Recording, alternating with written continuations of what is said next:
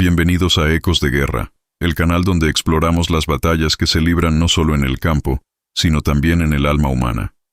La guerra moderna, con su artillería industrial y su capacidad de matar a una escala anónima e impersonal, desató un nuevo tipo de herida.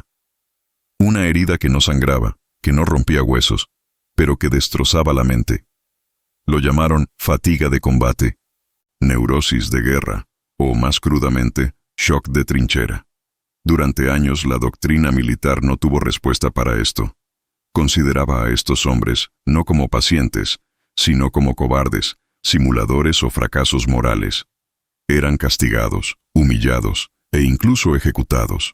Pero en medio de este sistema brutal e ignorante surgieron pioneros, hombres que vieron más allá del uniforme roto y reconocieron a un ser humano destrozado en su interior.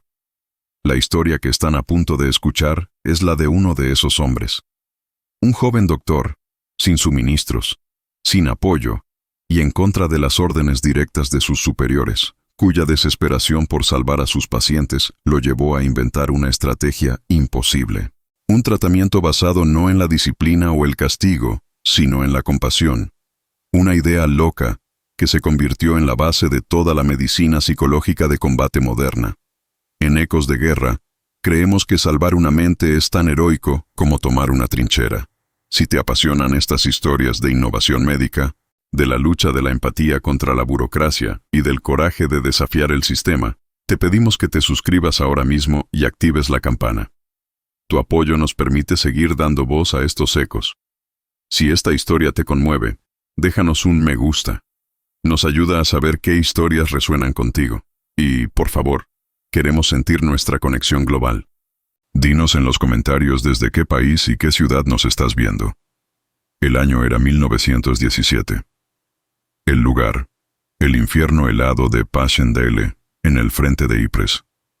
La tercera batalla de Ypres había convertido el paisaje de Flandes en un océano de barro líquido, un purgatorio gris y sin árboles salpicado de cráteres de obús llenos de agua pútrida, alambre de espino y los restos irreconocibles de hombres y caballos. Y en el hospital de evacuación de campaña No 14, un laberinto de tiendas de lona empapadas y cabañas Nissen semienterradas, el doctor Arthur Gleason estaba perdiendo la guerra. Gleason no era un soldado, era un neurólogo, un joven idealista de Dublín. Se había alistado en el cuerpo médico del ejército británico creyendo que podía aplicar las nuevas y revolucionarias teorías de la mente, Freud, Jung, para ayudar. En cambio, se encontró en una carnicería medieval. El hospital estaba bajo el mando del coronel médico Alistair Finch. Finch era un cirujano de la vieja escuela, un hombre que entendía los huesos rotos, la carne desgarrada y la gangrena. Para él, un soldado tenía dos estados: apto para el combate o herido físicamente. No había una tercera categoría, pero la tercera categoría llegaba por camiones. Los llamaban los temblorosos o los mudos, hombres que llegaban del frente sin un solo rasguño, físicamente intactos, pero sus mentes estaban destrozadas. Llegaban hombres que temblaban tan violentamente que no podían sostener una taza. Hombres que no habían hablado en semanas, sus gargantas paralizadas por el terror. Hombres con la mirada de las 1000 yardas, sus ojos fijos en un horror privado que solo ellos podían ver. Hombres que lloraban incontrolablemente al sonido de un libro al caer. Eran las víctimas del shock de trinchera, shell shock, una epidemia que el alto mando británico se negaba a reconocer. La doctrina de Finch era simple, brutal, y estaba respaldada por el mando superior.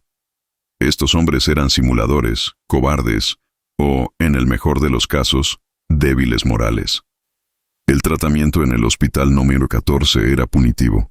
El tratamiento A era la humillación, gritarles, abofetearlos, acusarlos de cobardía frente a sus compañeros heridos. El tratamiento B era la cura del deber, enviarlos de vuelta al frente, con una nota para su comandante que sugería disciplina de campo, lo que a menudo significaba ser atado al poste de un cañón durante un bombardeo. Y para los casos más difíciles estaba el tratamiento C, la terapia eléctrica. El doctor Gleason se veía obligado a presenciarlo. Ver al coronel Finch atar a un joven de 18 años, que temblaba incontrolablemente, a una silla de madera.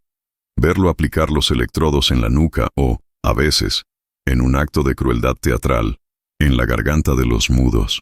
Ver a los hombres convulsionar y gritar bajo las descargas eléctricas mientras Finch ladraba.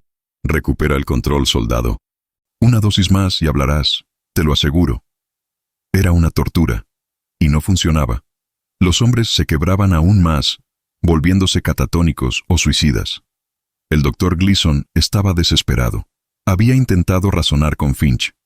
«Coronel», dijo en una tensa reunión de personal, «esto no es cobardía, es una herida invisible en el cerebro, el bombardeo constante, la vibración. Está destrozando sus nervios». Finch lo miró con un desprecio gélido. «Doctor Gleason, sus teorías freudianas de salón de té de Dublín son un insulto. Usted es un neurólogo. ¿Ve una lesión en el nervio? ¿Ve un hueso roto? No, veo falta de fibra moral. La única cura para el miedo es más disciplina. Su trabajo es certificar a estos hombres como aptos o enviarlos a la corte marcial por deserción». Gleason estaba atrapado.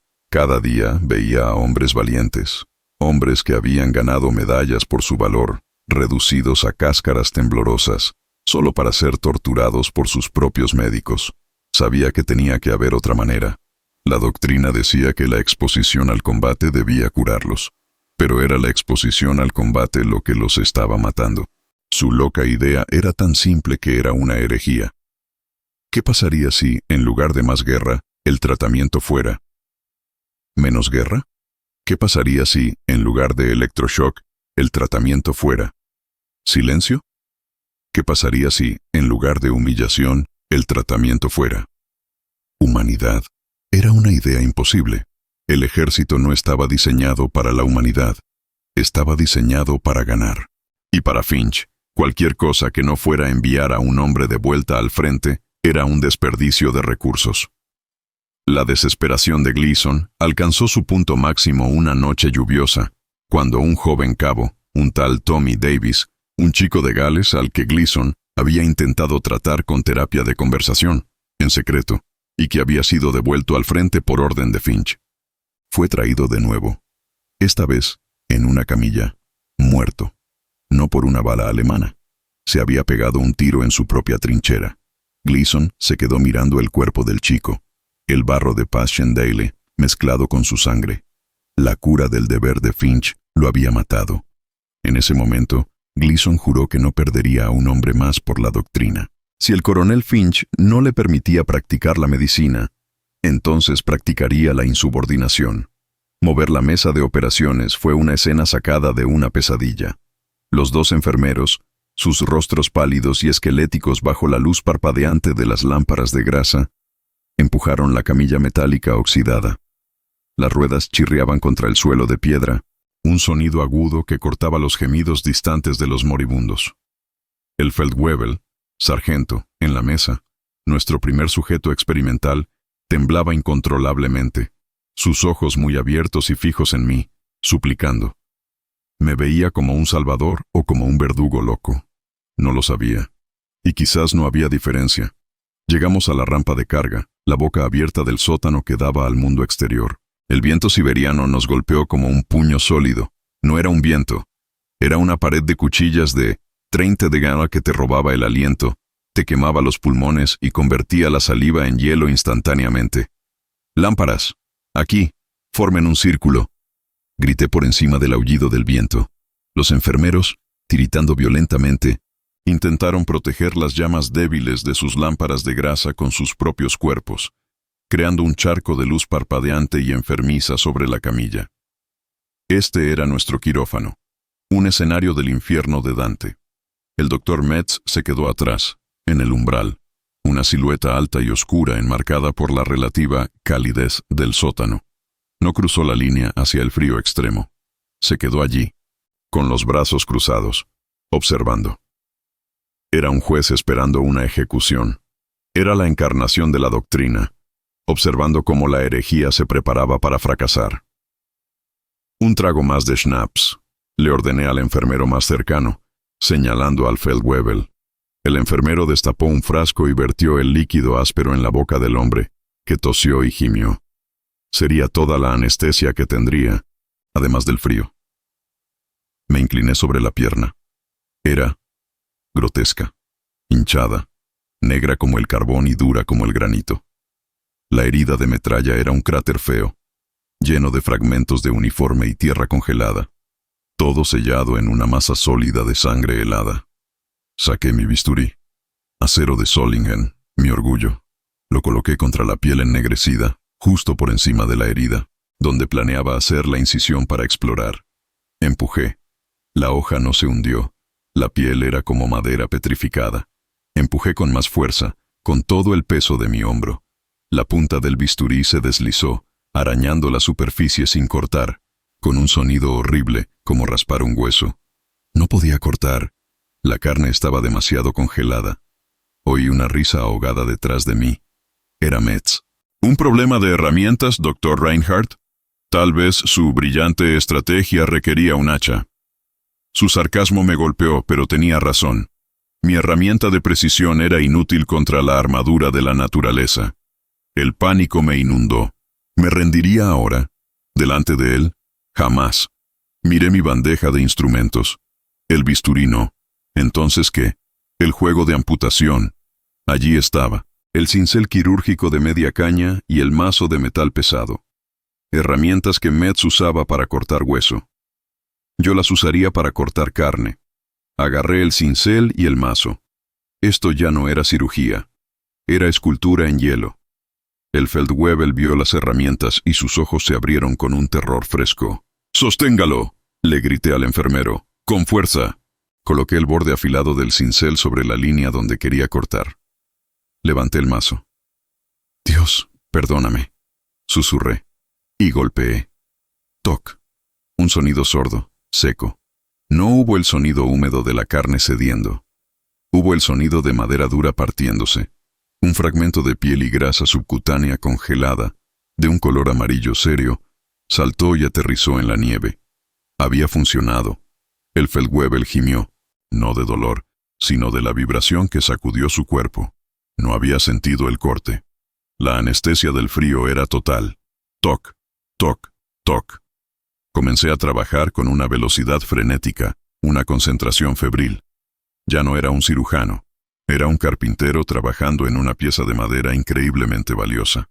El viento aullaba, arrancando el calor de mis propias manos. Podía sentir mis dedos, incluso dentro de los guantes de seda y goma, volviéndose torpes de madera. Tenía minutos, no horas, antes de que mis propias manos se congelaran y fueran inútiles. Toc, toc. Abrí la herida, cincelando a través de la fascia congelada y el músculo duro como una roca. Y entonces lo vi. Cero. Sangrado. Nada. Ni una gota de sangre brotó de la incisión. El frío era el torniquete perfecto. Era un campo quirúrgico sin sangre, el sueño de todo cirujano, hecho realidad en las peores condiciones imaginables. La herida estaba abierta. Adentro era un desastre de metralla y hueso destrozado. «Pinzas», gruñí. Mis dedos eran salchichas torpes. El metal helado de las pinzas se pegaba instantáneamente a mis guantes. Agarré el primer fragmento de metralla, un trozo dentado de un proyectil de mortero soviético. Estaba incrustado, congelado en el músculo. Tiré. No se movió. «Más fuerte», me grité a mí mismo.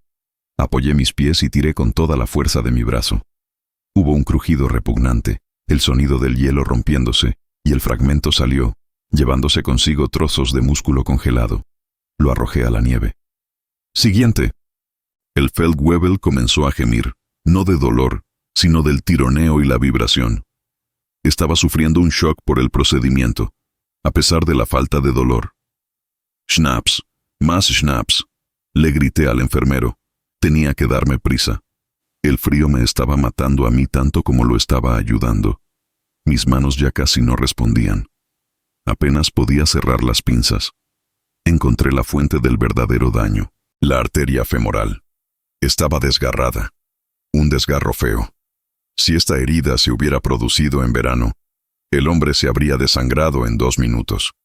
El frío que había causado la congelación también le había salvado la vida al congelar la sangre antes de que pudiera escapar. Pero ahora, ¿qué hacer? No podía suturar. Mis dedos no podían sostener una aguja. El hilo de sutura, quebradizo por el frío, se rompería. Miré el vaso desgarrado. Pinza hemostática, grande, una Klemmer. Un enfermero me la puso en la mano entumecida. Con un movimiento torpe y desesperado, logré agarrar el extremo desgarrado de la arteria y cerré la pinza. Clic. Déjala. Le grité a nadie en particular. Dejaría la pinza dentro de la herida. No había otra opción. Limpié los últimos fragmentos de hueso suelto. La herida estaba limpia.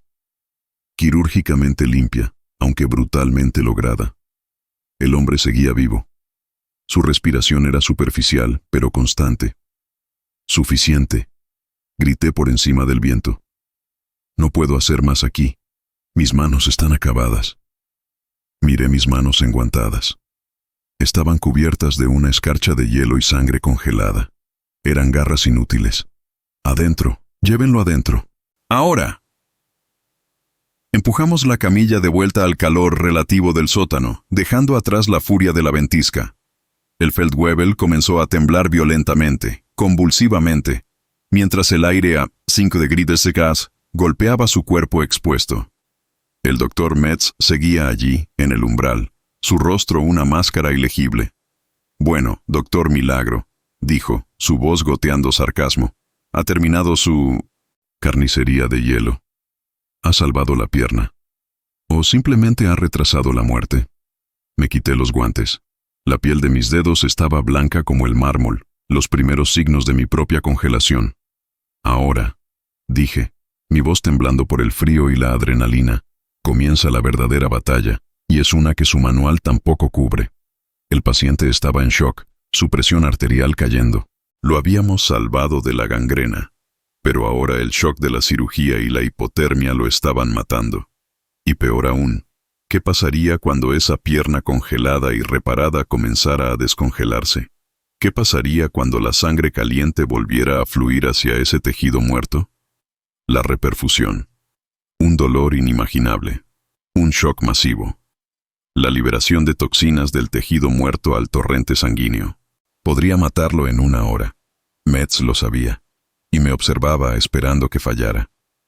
«Enfermero», dije, mi mente corriendo más rápido que nunca. «Traigan todos los vendajes de algodón que tengamos, todos, y traigan nieve, nieve limpia de afuera». Metz parpadeó. «¿Nieve? Va a traer la maldita ventisca adentro».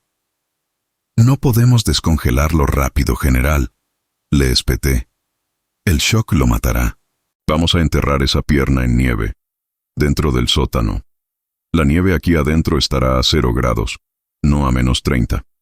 Lo descongelaremos. 1 grado a la hora, lentamente, lo más lento posible». Metz me miró como si hubiera sugerido usar vudú. Empacar una herida postoperatoria en nieve. Era una locura sobre otra locura. Pero antes de que pudiera protestar, me volví hacia el Feldwebel. Estaba muriendo de shock. «¡Sangre!», grité. «¿Tenemos plasma?» «No, señor. Se acabó la semana pasada», dijo un enfermero. «Entonces tráigame un donante, rápido. Su mismo grupo sanguíneo. Vamos a hacer una transfusión directa, de brazo a brazo». La estrategia imposible acababa de entrar en su segunda fase, aún más desesperada. Estábamos luchando contra el manual, contra el invierno y contra el tiempo mismo. El grito de Reinhardt, «brazo a brazo», resonó en el sótano como el ladrido de un perro rabioso. La idea de una transfusión directa, de campo, era una herejía casi tan grande como la cirugía criogénica que acababa de realizar. El doctor Metz dio un paso adelante, su rostro lívido por una furia que trascendía la mera disciplina. «Está demente», rugió. «¡Asesino! Eso es lo que es. Un asesino. ¿Una transfusión directa? ¿Sin pruebas de compatibilidad cruzada? ¿Sin citrato de sodio para prevenir la coagulación? Le provocará una embolia masiva o una reacción hemolítica antes de que el shock lo mate». Está enumerando todas las formas de matar a un hombre que el manual prohíbe explícitamente. Reinhardt no tenía tiempo para la ira de Metz. El Feldwebel en la mesa estaba muriendo. Su respiración era un siseo superficial, sus labios de un azul pálido que anunciaba el fin. «No tenemos citrato», No tenemos tiempo para pruebas cruzadas, gritó Reinhardt, arrancando la placa de identificación del cuello del paciente. La examinó bajo la luz parpadeante de la lámpara de grasa. Grupo A. Su placa dice A. Se giró hacia el grupo de enfermeros y heridos leves que observaban la escena con horror. Necesito un donante. Grupo A. O Grupo O. Ahora. ¿Quién es? Los hombres se miraron entre sí, aterrorizados. Dar su propia sangre, su preciosa y escasa sangre, a un hombre que ya estaba muerto. Era una sentencia de muerte para ambos. ¡Cobardes!, escupió Reinhardt. Él luchó por ustedes. ¿Nadie? Un joven Funker, operador de radio, un chico de 18 años llamado Emil que había entrado con una leve congelación en las manos, levantó una mano temblorosa. Yo soy O, señor, O negativo. Usted, ordenó Reinhardt. A la mesa. Acuéstese en la camilla de al lado. Reinhardt, no, lo prohíbo, gritó Metz, dando un paso adelante para intervenir físicamente. Reinhardt lo detuvo. No con fuerza, sino con una mirada. Una mirada tan fría, tan muerta y tan llena de una certeza absoluta, que el cirujano general se detuvo en seco. General, dijo Reinhardt, su voz un susurro helado. Ya me ha amenazado con fusilarme. Si fallo puede hacerlo, pero si interviene ahora, y este hombre muere, yo lo mataré a usted, aquí, con este mazo. Señaló el mazo quirúrgico ensangrentado que había usado en la pierna. No era una amenaza, era una promesa. Metz, por primera vez en su vida, retrocedió, derrotado por una voluntad más fría y desesperada que la suya. Reinhardt se convirtió en un demonio de eficiencia. Enfermero, el tubo de transfusión, el de goma, hiérvalo en el schnapps que queda. No tenían equipo de transfusión estéril, pero tenían un tubo de goma y una botella de alcohol de baja calidad. Mientras el enfermero preparaba torpemente el equipo, Reinhardt se centró en la otra crisis. La pierna. Nieve, más nieve, ahora. Las enfermeras, ahora actuando por puro terror a Reinhardt, corrían hacia la rampa de carga, usando sus cascos para recoger nieve limpia, o lo más limpia posible, del exterior. Empezaron a empaquetar la nieve alrededor de la pierna operada, que aún estaba dura como una roca. La herida abierta, con la pinza Klemmer aún sobresaliendo, fue cubierta suavemente con vendas limpias, y luego todo el miembro, desde el tobillo hasta la ingle, fue enterrado en un montículo de nieve fresca. «Manténgalo así», ordenó. «No dejen que el aire del sótano la toque. Queremos que se descongele a la velocidad de un glaciar». El tubo estaba estéril. El joven Emil estaba en la camilla paralela, pálido, mirando al techo, recitando una oración. Reinhardt limpió el brazo de Emil y el brazo del Feldwebel con el mismo schnapps. Metió la aguja en la vena del joven operador de radio. La sangre oscura y saludable fluyó por el tubo de goma transparente. Luego, con una mano sorprendentemente firme, metió la otra aguja en el brazo del hombre moribundo. «Ahora», susurró. «Bombee». Le dijo al enfermero que apretara y soltara el brazo de Emil rítmicamente. Y todos observaron. Vieron la sangre del joven de 18 años fluir, centímetro a centímetro, por el tubo y desaparecer en la vena del hombre gris. Pasó 1 minuto, 2. El Feldwebel seguía inmóvil. Su respiración apenas perceptible. «Está muerto», susurró Metz desde la sombra. «Ha fallado Reinhardt. Prepare su defensa». «No está muerto», gruñó Reinhardt, sus ojos fijos, no en el rostro del paciente, sino en sus uñas. Las uñas de la mano estaban de un azul profundo y cerúleo. Vio la sangre de Emil fluir, y entonces lo vio. Un cambio casi imperceptible. El lecho de la uña, en la base. ¿Era eso? Un tono rosado. «¡Siga bombeando!», le gritó al enfermero. «Más rápido». Pasaron 5 minutos. El joven Emil se estaba mareando, su rostro pálido. «No, no puedo. Mucho más, señor», tartamudeó. «Puede y lo hará, soldado», dijo Reinhardt, y entonces el Feldwebel tosió. Fue un sonido seco, áspero, que hizo que todos en la sala saltaran. Sus párpados temblaron, y un susurro de color volvió a sus labios. Estaba vivo. La transfusión directa, de brazo a brazo, estaba funcionando. «Siga», rugió Reinhardt, ahora lleno de una energía divina. Pero mientras la vida volvía al cuerpo del hombre, también volvía a la pierna herida. Y con la vida, venía el dolor. El Feldwebel, que había estado en shock comatoso, comenzó a gemir. Un gemido bajo, animal. La pierna, enterrada en su capullo de nieve, comenzó a temblar. El proceso de descongelación lenta había comenzado. El hombre se estaba despertando, no solo al shock de la cirugía, sino al dolor inimaginable de nervios congelados volviendo a la vida. Su gemido se hizo más fuerte, convirtiéndose en un lamento agudo, y entonces comenzó a convulsionar. Su cuerpo se arqueó en la camilla, sus dientes castañeteando con una fuerza increíble. «¡Ahí está!», gritó Metz, su voz una mezcla de triunfo y horror. «La reperfusión, el shock, las toxinas de la pierna muerta están entrando en su sistema. Lo está matando, Reinhardt. Le dije que era tejido muerto. Lo ha asesinado. No es la toxina, es el dolor», le gritó Reinhardt. «¿Está sintiendo?» «Eso significa que está vivo». Pero el hombre se estaba muriendo. Su cuerpo no podía soportar el doble trauma de la cirugía, la hipotermia y ahora el dolor agonizante de la descongelación. «¡Morfina!», gritó Reinhardt. «¡Denme morfina!». «No queda, señor», lloró un enfermero. «Se acabó ayer. Sin analgésicos. Nada. El hombre moriría de dolor puro». Metz se abalanzó. «Fuera del camino». «¡La sierra! Tengo que quitarle esa pierna ahora. Es la única forma de detener el shock tóxico. Está envenenando su propio cuerpo». Agarró la sierra de Gigli. Pero Reinhardt fue más rápido. Agarró el mazo. El mismo mazo de metal pesado que había usado para la cirugía. «¡No!», rugió. «¡No cortará esta pierna! Entonces morirá», chilló Metz. «¿Qué va a hacer, doctor Milagro? ¿Golpearlo hasta matarlo?».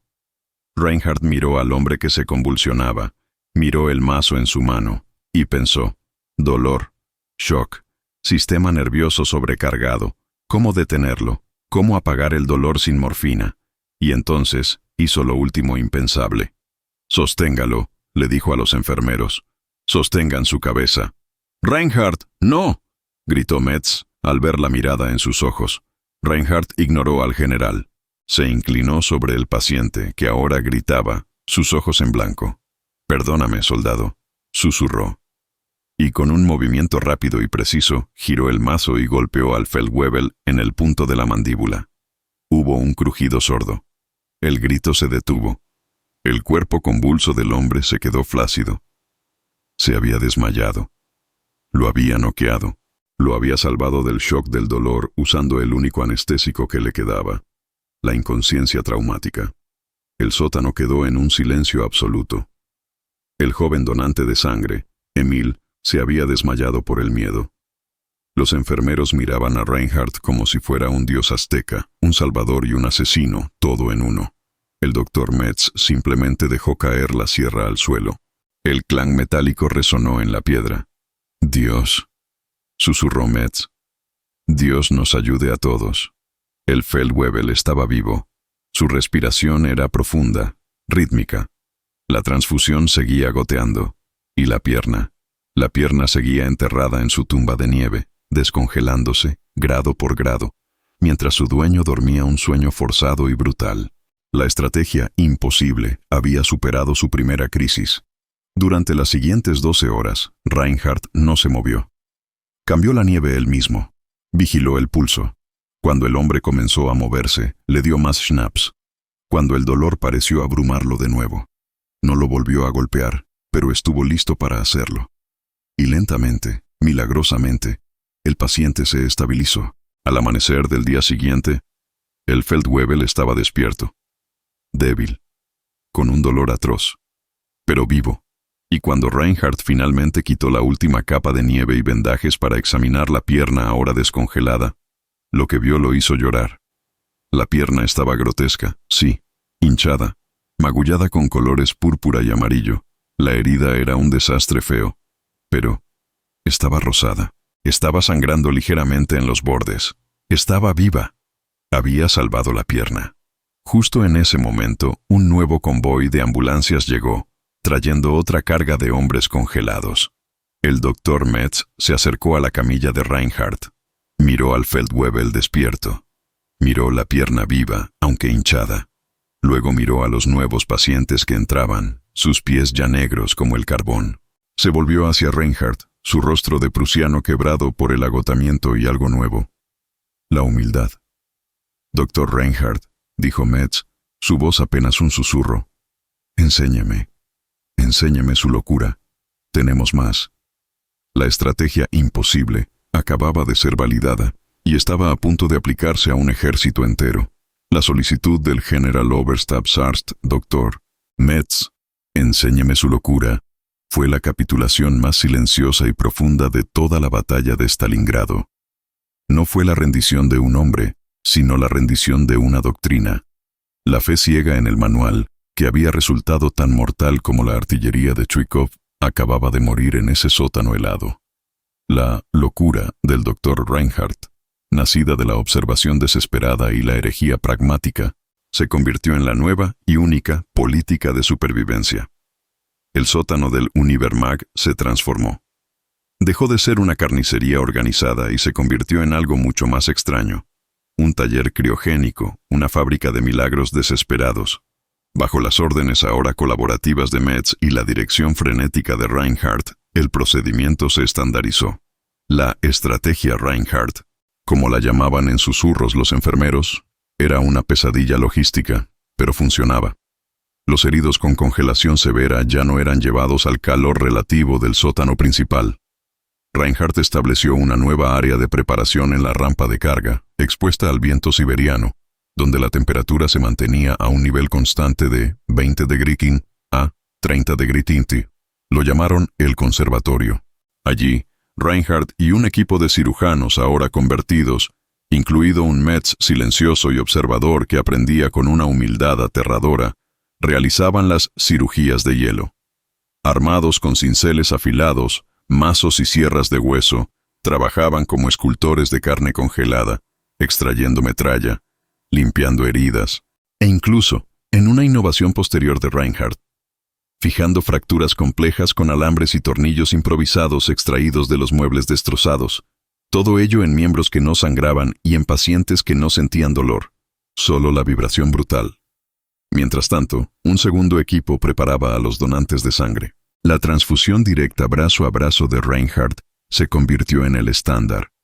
Los soldados heridos leves, los operadores de radio, incluso los cocineros, eran agrupados por tipo sanguíneo, sus nombres escritos en una pizarra manchada de hollín. Eran llamados a tumbarse junto a los pacientes postoperatorios, dando su sangre, su vitalidad, en un flujo constante y directo, un acto de comunismo médico nacido de la necesidad absoluta. Luego venía la fase más crítica, la sala de descongelación. Otra área del sótano fue designada, donde la temperatura se mantenía meticulosamente justo por encima del punto de congelación, alrededor de 0,1 o Pinederitz. Los pacientes operados, con sus miembros aún congelados pero reparados, eran llevados allí y enterrados, no solo en nieve, sino en una mezcla de nieve y vendajes de algodón. «Es como descongelar un pavo para Navidad», explicó Reinhardt a un Metz horrorizado. «Demasiado rápido, y la carne exterior se pudre mientras el interior sigue congelado. Lento, 1 grado a la hora, y el tejido tiene la oportunidad de volver a la vida. Y para el dolor agonizante de la reperfusión, sin morfina». La solución de Reinhardt seguía siendo brutal. El schnapps se usaba para mantener a los hombres en un estupor alcohólico, y si el dolor amenazaba con inducir un shock fatal, el mazo envuelto en tela, un refinamiento misericordioso de Metz, se usaba para inducir la inconsciencia controlada. Era medicina de la edad de piedra.